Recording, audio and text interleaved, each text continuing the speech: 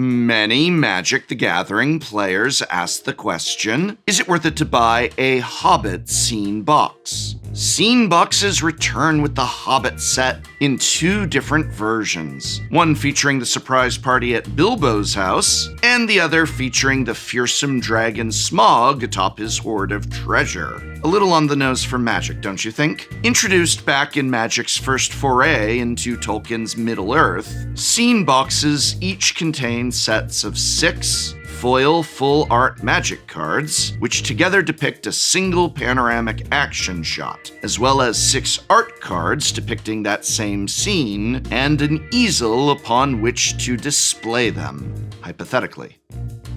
But how do these Hobbit scene boxes compare to their predecessors? Is there any value to be found among the full art cards? And are the cards any good, to play with in Commander or those other formats that they might be legal in? And of course, with the state of the secondary market being what it is, how likely are you to be able to find a scene box for MSRP? And if you can't, do the contents of the boxes overcome their markups to deliver a good deal? All those questions and more are what's in store, so let's take a look. But first, never mind Hobbit scene boxes, I'm giving away 4 Hobbit collector booster boxes tomorrow. That's right, tomorrow on Whatnot. It's the Tolarian Community College Command Zone Team-Up stream. I'll begin the stream by giving away my 4 collector booster boxes, and then pass the stream over to Jimmy, Josh, and Rachel to see what their giveaways are. Do you think the Command Zone can beat Tolarian Community College in terms of giveaways? I don't think so, but you better tune in to find out. All you have to do is hang out in the stream with me, the professor, and special guests Jimmy, Josh, and Rachel tomorrow, August 27th on Whatnot. Whatnot is just like if Twitch and eBay had a baby. We're able to live stream ourselves selling all kinds of cool prizes. We've got signed playmats, signed deck boxes, signed cards, signed everything. And since we're all going to be in the same room together, we're going to be signing each other's things. Magic items, that is. So you may walk away from my stream with a collector booster box of The Hobbit, and I'm going to give every single person who creates a brand new account $15 credit to spend in my stream or Command Zone's stream or anyone's stream on Whatnot. So $15 worth of Magic product for everyone who creates a brand new account, and a chance at a collector booster box of The Hobbit just for hanging out with us tomorrow on the 27th on Whatnot, sponsor of this video. I'll see you August 27th right before the Command Zone on Whatnot.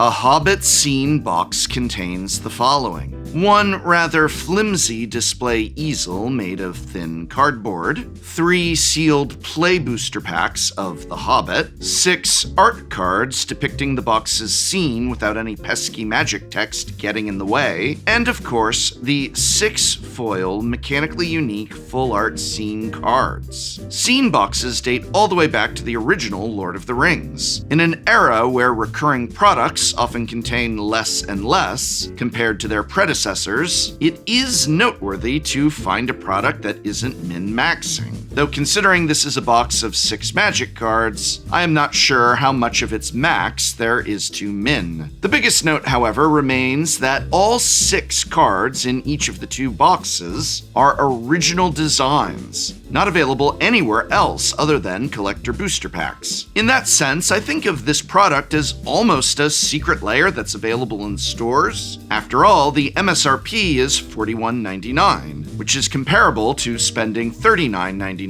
for a foil secret layer of 5 cards plus 1 bonus card. Actually, you might argue these are better than secret layers because they come with 3, that's right, 3 play booster packs. Oh my god, you know what that means? No secret layer? Well, not really, because they do come with those play booster packs, so they're better than secret layers, and they're available at local game stores. So all of that makes for a very interesting product if you can secure it at MSRP. More on that in a moment. But first, just what does that $40 get you? Well, depends on which scene box that you buy.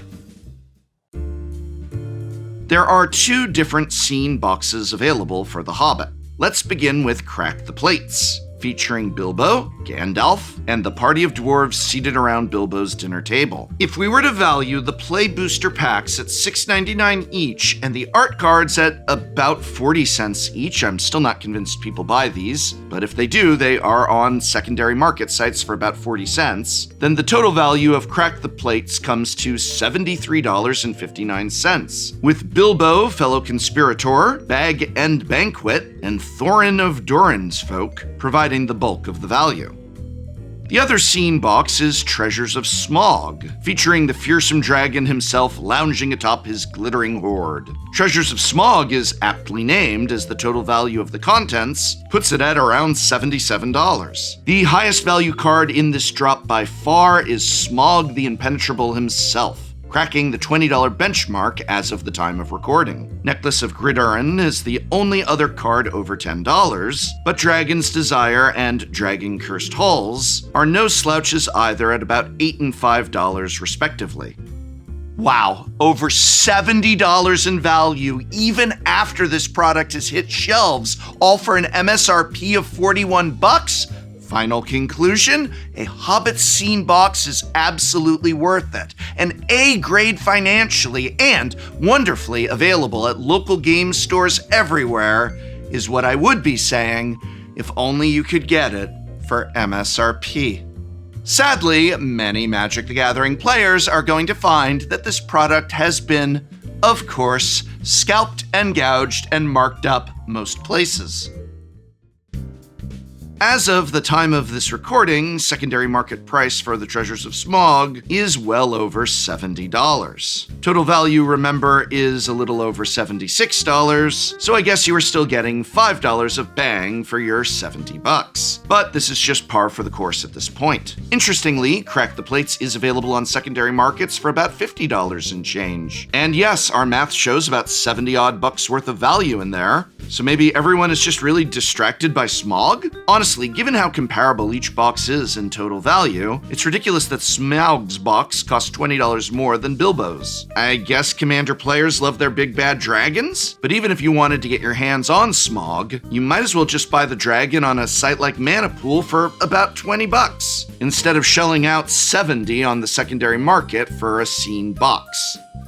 To be clear, many local game stores are selling these scene boxes at MSRP. Go into and check out your local game store and see if the sticker is $40 or so, and if it is, even if you do not want to buy one of these scene boxes, give the manager a big thumbs up. The markup prices I'm displaying are not necessarily that of local game stores, but rather the secondary market prices that are present as of the filming of this video. As always, do not pay markups. But what if we were to remove financial value from the equation? These boxes contain 6 brand new, mechanically unique cards after all, so how well designed are they and how much might they be of use to you in your decks? For those who want to actually play rather than invest, let's take a look.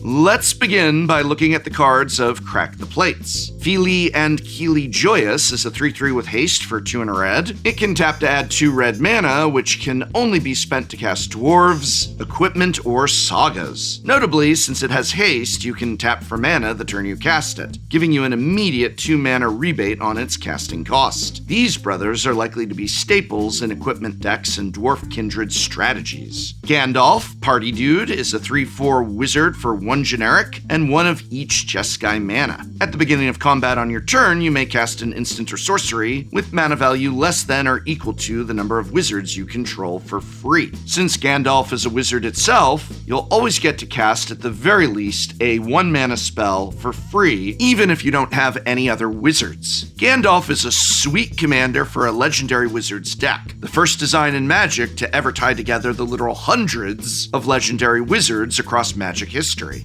Thorin, King of Durin's Folk, is a 4/4 for 3 and 1 of each Boros mana. It makes a treasure token whenever it or another dwarf you control enters, and it gives all your dwarves +1/+0 for each treasure you control. Thorin is an excellent option for a dwarf-focused commander deck. In fact, we made a commander deck around him, and for an affordable price, and have a complete deck list and complete breakdown in our Build Your Own Commander Precon video, which you can watch here. Bilbo, Fellow Conspirator, is a 2/3 for 2 and a green that gives you an additional treasure token whenever you create a food token. This is a must-include for any food-focused commander deck, giving you access to another version of Academy Manufacturer that can be tutored using cards like Green Sun's Zenith. Bag End Banquet is a 6-mana artifact that creates 3 food tokens when it enters, which may sound delicious, but don't chow down just yet. It also taps to add a colorless for each food you control. In a food deck, this can generate an absolutely ludicrous amount of mana, as long as you're able to control your appetite, that is. Ori, Plate Stacker, is a 3/3 for 5 and 2 white. When it enters, it destroys all artifacts and enchantments your opponents control. For each permanent destroyed this way, you gain 1 life. White decks already have plentiful access to mass disenchant effects, but Ori's version is essentially a disenchant Plague Wind, making it an interesting option in Commander.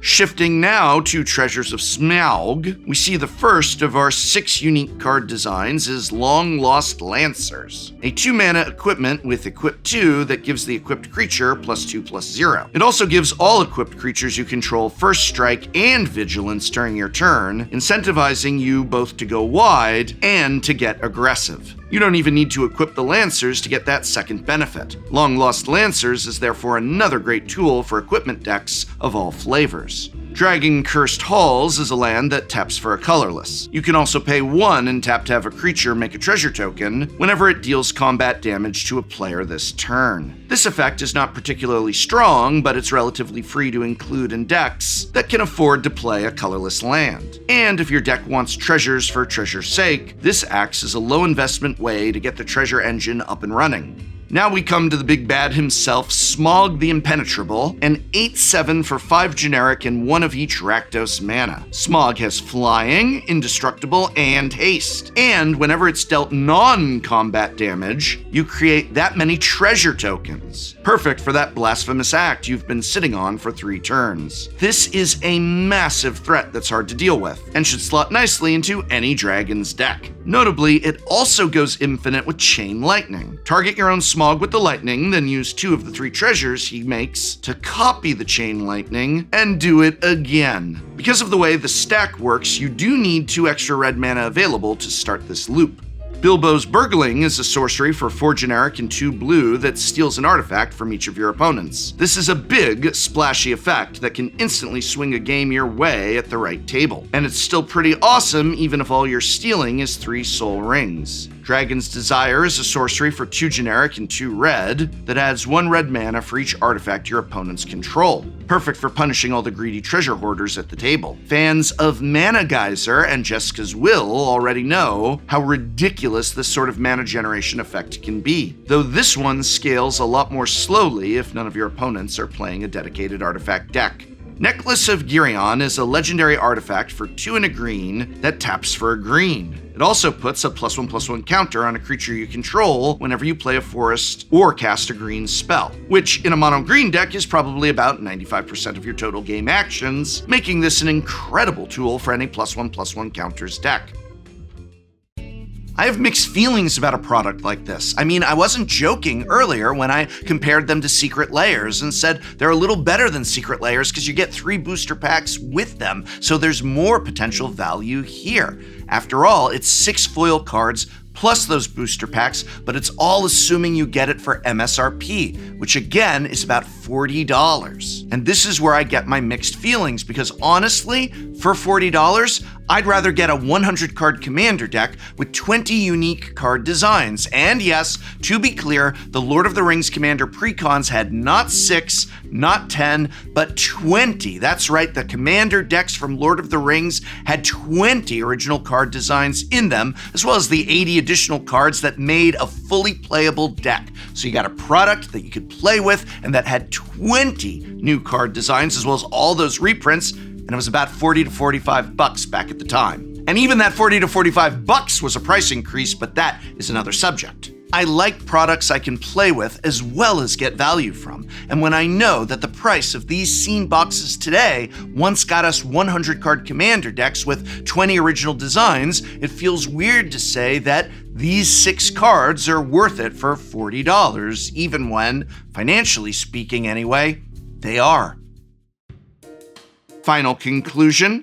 The Hobbit scene boxes are both worth it financially, assuming you can get them for MSRP. Do not pay markups. Seeing as these products are just 6 cards anyway, most of which can be purchased for $1 or $2 as singles, and even the chase card, Smog, is still only going for about $20, spending $70 or Urza forbid more on one of these scene boxes would be an utter D for do not do this.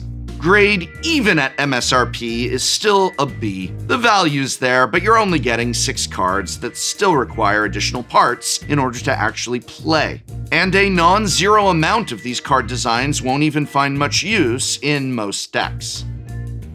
I hope very much this video has been of some help to you. Remember, I'm giving away 4 collector booster boxes of The Hobbit tomorrow on my Command Zone team-up stream. If you create a brand new account using my invite code, you get $15 to spend on all the signed playmats, signed deck boxes, signed cards, or just booster packs for draft that we're gonna have available. But you've got a chance to win a Hobbit collector booster box on this stream. So tune in tomorrow or today if you're watching this video tomorrow for your chance at a Hobbit collector booster box, and then stay tuned after me for the Command Zone double feature to see what amazing giveaways they have. Thank you Whatnot for sponsoring this video.